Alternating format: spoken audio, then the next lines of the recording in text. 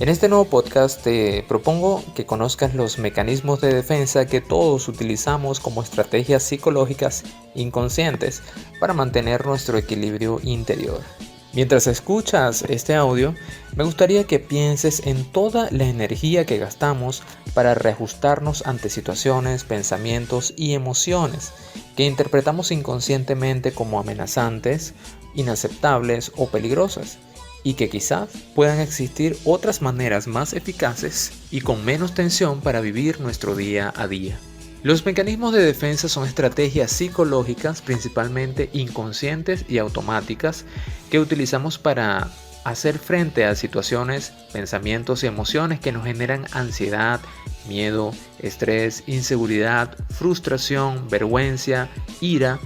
Es decir, son escudos protectores ante aquello que percibimos como doloroso o amenazante, incluso aquellas cosas que interpretamos como peligrosas. De esta manera se produce un reequilibrio y balance interior. Esto disminuye nuestro malestar y aumenta nuestra sensación de seguridad y utilidad.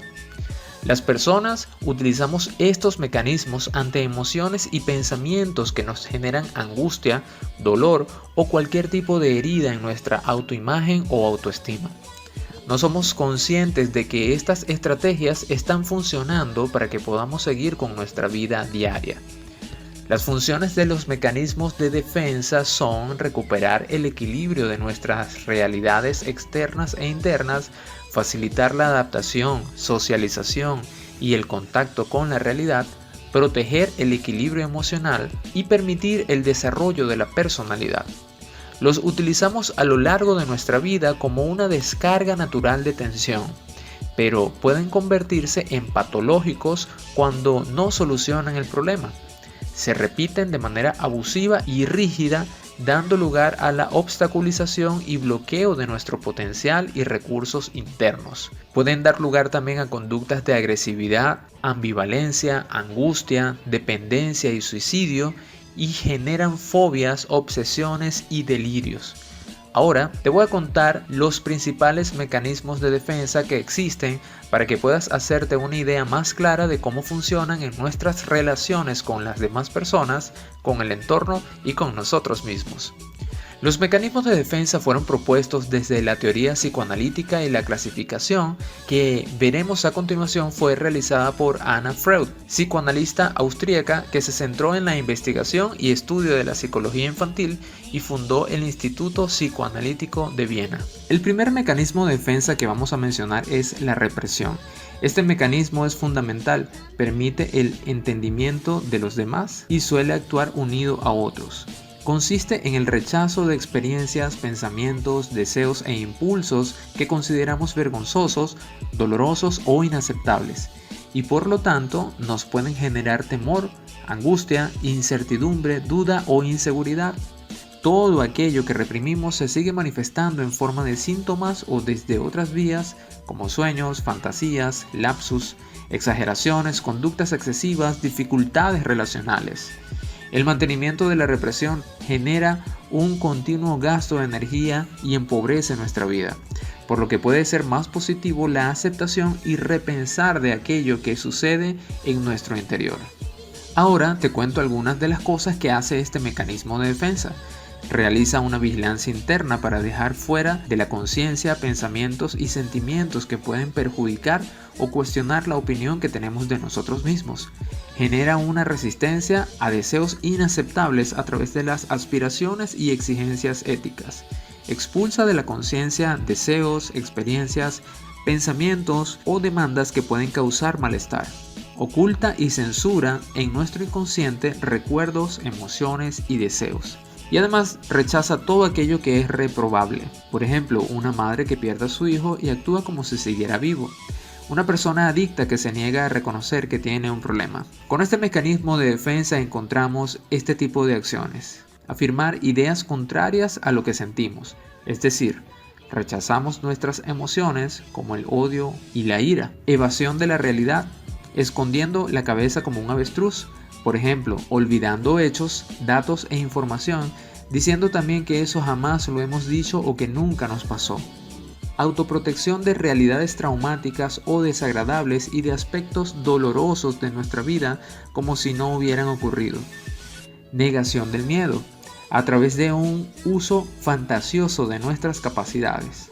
Autoconvencimiento de que lo deseado no merece la pena, que realmente no tiene valor para nosotros y nos da igual. Y también atribuir a otras personas nuestros propios sentimientos, pensamientos, impulsos y deseos inconfesables e inaceptables para uno mismo.